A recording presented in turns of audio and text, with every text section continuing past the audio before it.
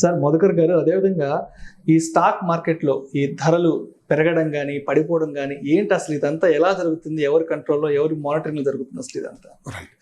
యాక్చువల్గా చాలా మందికి ఉన్న అపోహ ఏంటంటే స్టాక్ మార్కెట్ అనగానే ఈ అంబానీలో, అదానీలో పెద్ద పెద్ద వాళ్ళంతా మ్యానిపులేట్ చేసేస్తారు, ఇదంతా చేస్తారు అని ఒక అపోహ ఉంది.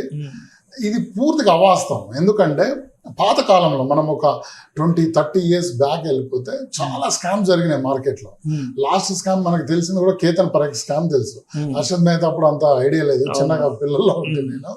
కాకపోతే కేతన్ పరేఖ్ స్కామ్ గురించి బాగా స్టడీ చేసాం. తర్వాత హర్షద్ మేహతా కూడా తెలుసుకున్నాము.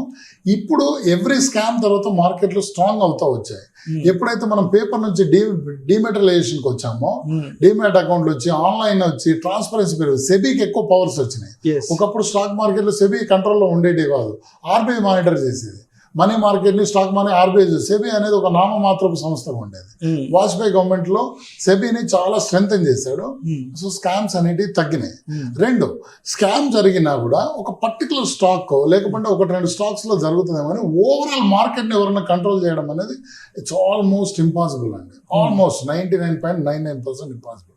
ఎందుకు అంటున్నానంటే ఇవి పూర్తిగా బయ్యర్ అండ్ సెల్లర్ అంటే డిమాండ్ అండ్ సప్లై బేస్ మీదనే ప్రైసెస్ మూవ్ అవుతాయి. కానీ ఒక వ్యక్తి తలుచుకుంటే, ఈవెన్ ముఖేష్ అంబానీ తలుచుకున్నా రిలయన్స్ షేర్ పెంచలేడు ఎవరన్నది.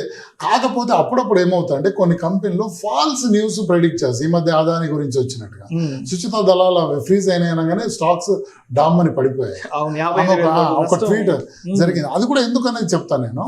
కాకపోతే ఏంటంటే ఒక ఫాల్స్ న్యూస్, ఒక ఫేక్ న్యూస్ స్ప్రెడ్ చేయడం ద్వారా కంపెనీని మార్కెట్ ప్రైస్ని పెంచడమో తగ్గించడమో చేయొచ్చు, which is illegal which will happen. అంటే అది జరుగుతుంది, కొన్ని కంపెనీలకి జరుగుతుంది. ఓవరాల్ మార్కెట్ మాత్రం కంప్లీట్ గా డిమాండ్ అండ్ సప్లై మీద ఉంటుంది. అంటే కొనే వాళ్ళు ఎలా ఉన్నారు, అమ్మే వాళ్ళు ఎలా ఉన్నారు.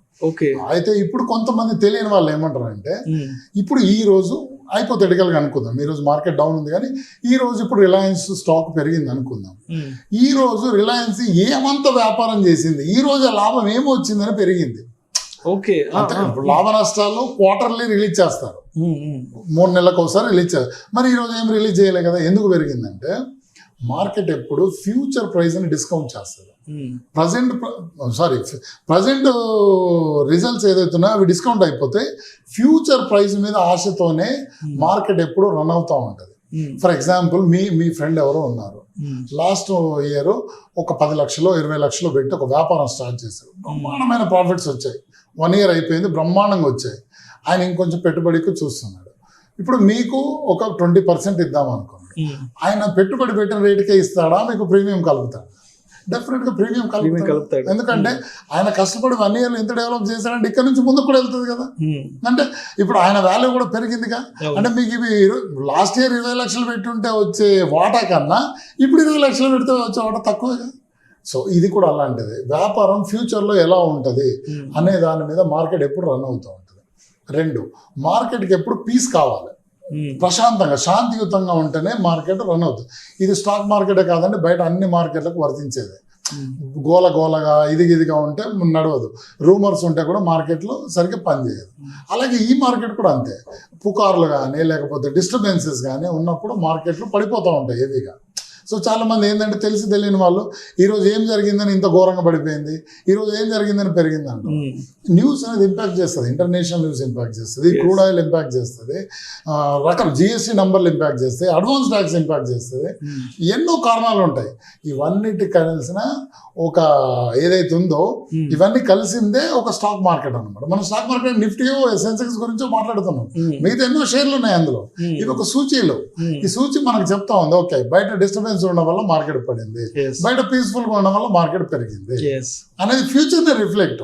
ఇప్పుడు కొంతమంది నేను చూసాను తెలియక ఏమంటారంటే, ఇప్పుడు ఆటోమొబైల్కు సంబంధించి జిఎస్టీకు గుడ్ న్యూస్ వచ్చింది అనుకోండి, ఇవాళ ఆటోమొబైల్ పెరుగుతుంది. ఈ రోజే వాళ్ళు బళ్ళు తయారు చేసి అమ్మారా, ఈ రోజు ఎట్లా పెరిగిందంటే కుదరదుగా. వాళ్ళకి ఫ్యూచర్ లో సేల్స్ ఎక్కువ ఉంటాయి అని భవిష్యత్తు మీద ఆశతోనే పెట్టుబడులు పెడతారు ఎవరన్నా. అందువల్ల మార్కెట్ పెరగడం ఉంటుంది, నెగిటివ్ న్యూస్ వచ్చినప్పుడు తగ్గడం ఉంటుంది. అంతేగాని మ్యానిపులేషన్కు ఏమాత్రం ఛాన్స్ లేదు, జీరో. సో ఎవరో పక్కన కూర్చొని మార్కెట్ ని కంట్రోల్ చేయడం, డౌన్ ఫాల్ చేయడం ఇట్లా ఏమి ఉండదు. ముందుండే సర్క్యులర్ ట్రేడింగ్ ఉండే, ఇన్సైడర్ ట్రేడింగ్ ఉండే, ఇవన్నీ ఉండే.